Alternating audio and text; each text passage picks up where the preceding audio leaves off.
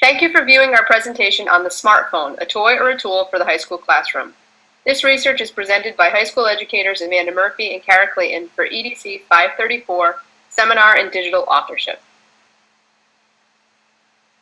Our research project focuses on how students in grades 9 through 12 use their smartphones as a tool for learning in the classroom, and whether students who have daily access to a smartphone know how to maximize their utility in various classroom applications. As these smartphones become a constant fixture in our classrooms, we wondered how teachers and parents can work with students to understand the capacity of this device for learning and civic engagement, rather than an accessory used for distraction. Because the smartphone has the ability to help students communicate information, stay organized, and assess learning, most students, including those who cannot afford other devices such as desktop computers, laptops, or tablets, are able to attain some educational benefits. Although a digital divide exists, the availability and multifunctionality of the smartphone is beginning to bridge the gap despite the contributing factors of race, gender, socioeconomics, and level of education. While access has increased significantly in African American populations, the use of smartphones has changed the educational landscape. Smartphone use varies among racial and socioeconomic groups, especially in the use of social applications. Smartphone technology helps bridge the digital divide because it allows lower-income teens to access an internet hotspot. However, unlike families that can afford multiple gadgets for internet access, lower-income families only have their smartphone as an entry point. Most teenagers use their smartphones to send or receive text messages. 91% of teens sent or received text messages in 2015 compared to 54% in 2010.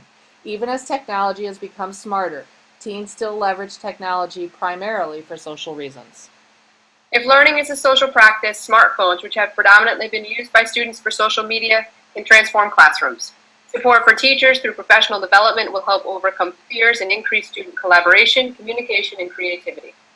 Data gathered from the National Center for Education Statistics shows two very similar schools. Both Thurston and Westerly High School hover around 1,000 students. However, they are very different in terms of income and racial diversity. Thurston shows a more racially diverse student body, predominantly African American, while Westerly is predominantly white. In surveying the students at both schools, along with faculty, use of smartphones for educational versus social purposes differed. A subsection of students from Thurston and Westerly were surveyed with questions ranging from access to using the smartphone for educational purposes. This data aligns well with Pew survey data regarding access and use by students ages 15 to 17. Cell phone use, although encouraged by educational leaders, is implemented in various ways. While teachers may believe they're using devices effectively, student perception differs. Smartphones are a normal school accessory. As educators, we need to learn how to incorporate this tool into our classrooms in a meaningful way. We also need to take the time to teach students how to leverage this handheld technology. Giving students the ability to create media as a teaching tool for other students to use is highly effective and provides students who create and those who consume the creations a greater appreciation for each other as co-learners and co-teachers. Instruction at Thurston took place during weeks 11 and 12 of 2 beginner-level production classes. Basic production and post-production techniques had already been taught. The unit was designed to be a week long, but ended up taking 2 weeks instead. Instruction at Westerly took place in a video production 2 course. In collaboration with the classroom teacher, students were guided by both instructors, creating videos that would be useful for students, teachers, and parents to maximize organization and efficiency. At first, our students were not overly excited about the project because it did not seem creative, but when they reviewed YouTube examples, they knew they could do better. An aspect that was clear to both groups of students was how important it is to cater to their target audience. The types of videos students in both schools created was also consistent with research. Thurston students tended toward more basic functionality, while Westerly students created videos that were higher order in nature.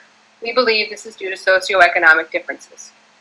Ideally, we hope to continue adding videos to our playlist for students, teachers, and parents to access as new apps for education are developed and more teachers and administrators become open to the inclusion of smartphone use in the classroom.